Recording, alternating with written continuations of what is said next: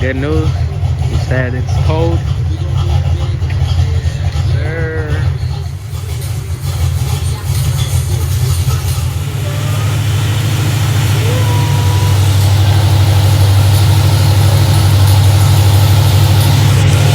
Now we're not gonna go home hot. Going the fuel pump on the Reef Blue because the fuel sending is bad as well. Might as well do it both. All right, this thing is starting to crack and getting gunk all over it. Good thing I got one of those. My fuel pump, I got that filter over there in the back right here with the brand new gasket. It's a must. I learned my lesson. When you're doing the fuel pump, might as well do everything brand new. While you're down here, save yourself the headache. So my main problem is the fuel sending unit is not really working.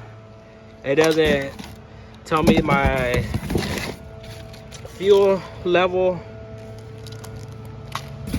And then some clips going out straight from 93 versus the new one.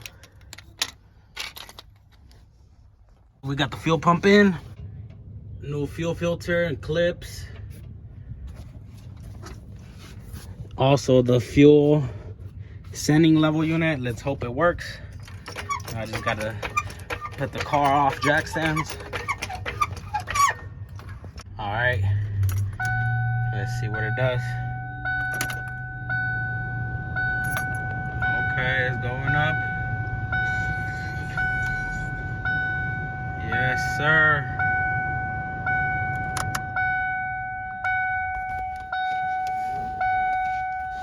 Yes, sir. I think it works now. Because I did have almost full tank. That's why the tank was so heavy. Now let's turn it on.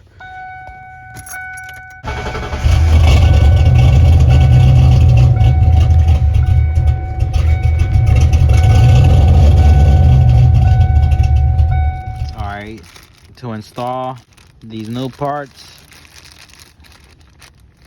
I'm gonna be starting off with the key cylinder. Get a brand new one. You know, a brand new one never hurt.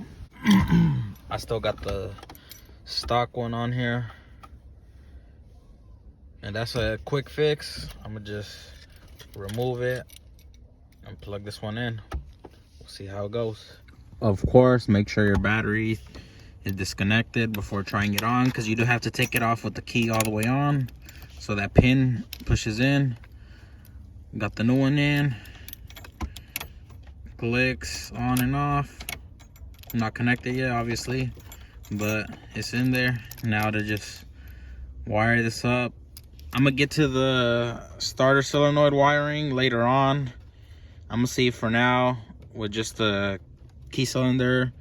That was the issue, but I do want to rewire some of these wires if they're loose, because the switch is brand new, so that shouldn't be the issue of it turning on and off and having the fuel pump coming on. It might be just a wire that's loose, but for now I'm just gonna do this today. Next up, I'm swapping out the fuel pump relay. It will still come on, so I figured it wasn't the relay, because I swapped it out with another one from another car that I got, and I figured if it was coming on, it wasn't the relay. But I'm gonna just swap it anyway. I got this brand new one straight from LMR, and just to avoid any possible future headaches, just swap it. That's it. I'm gonna clean this up another day. I'm still tracing out this problem on the Reef Blue. I'm getting power to the fuel pump relay. I bypassed it and I hear the fuel pump prime. But in the inertia switch in the back, it's only getting like 1 volt. It should be getting 12 volts when I turn the key right away. Next thing I'm checking, somebody said if the EEC connector is messed up,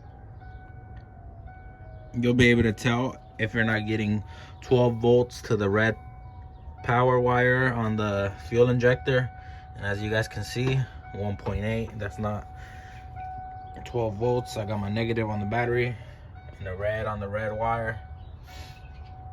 So I think that's what it is. I'm gonna go ahead and test the EEC connector and check for voltage there. By the way, y'all, I don't know much about electrical shit. I'm here learning from what I've been reading on Google.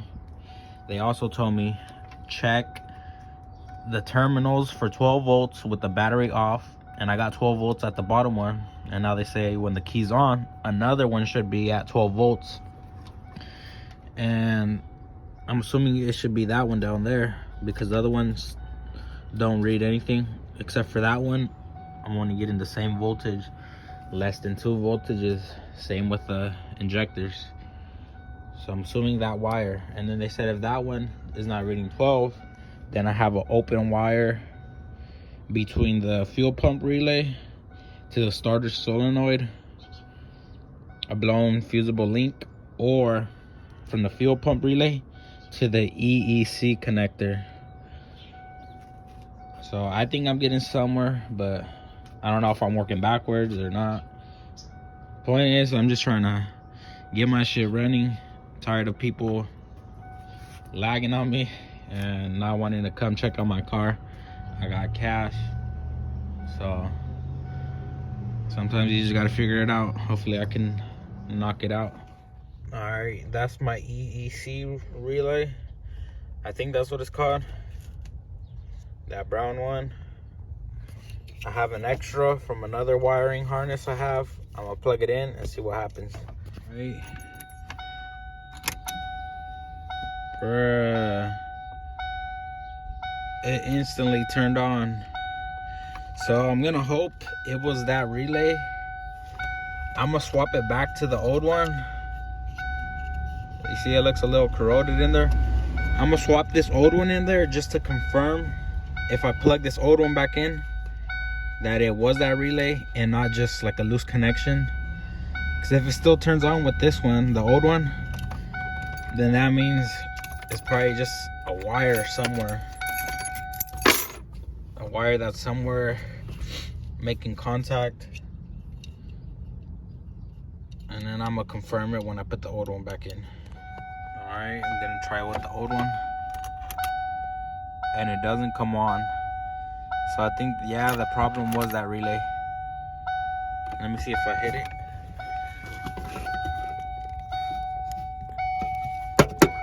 Nothing.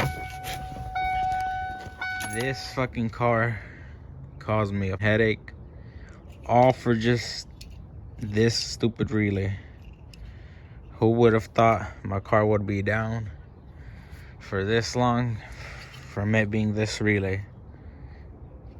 And keep in mind, y'all, I'm not even that good at electrical wiring or none of that. I hate everything with electrical.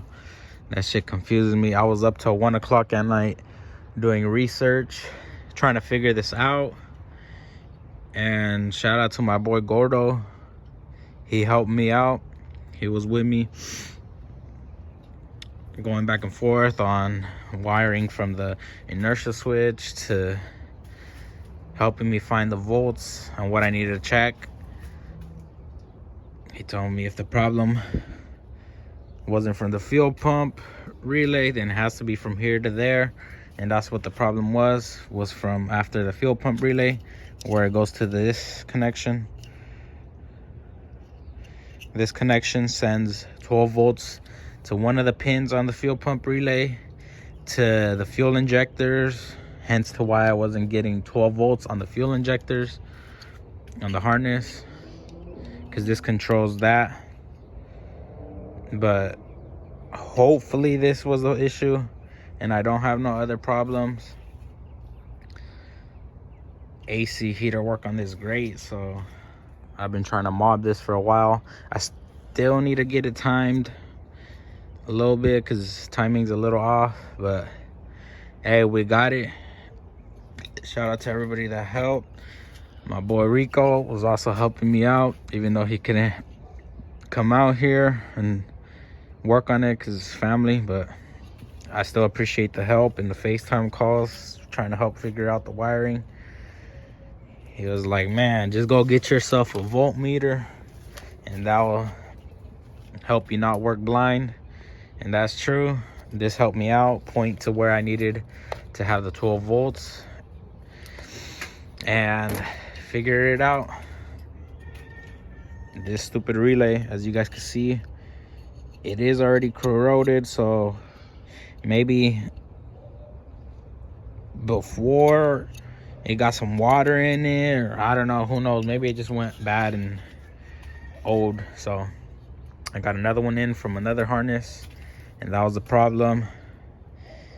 So if you guys have this problem in the future, get yourself one of these and make sure your EEC relay is getting power.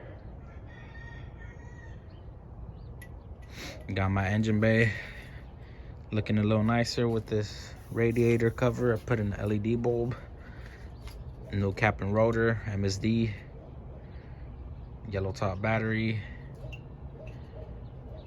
What else? That's about it for now. Well, that was it. Thanks for watching the video. Stay tuned for the next. And I'm glad I fixed the problem. If anybody ever has this problem, let me know and I will be happy to help trace it down based off of what I did.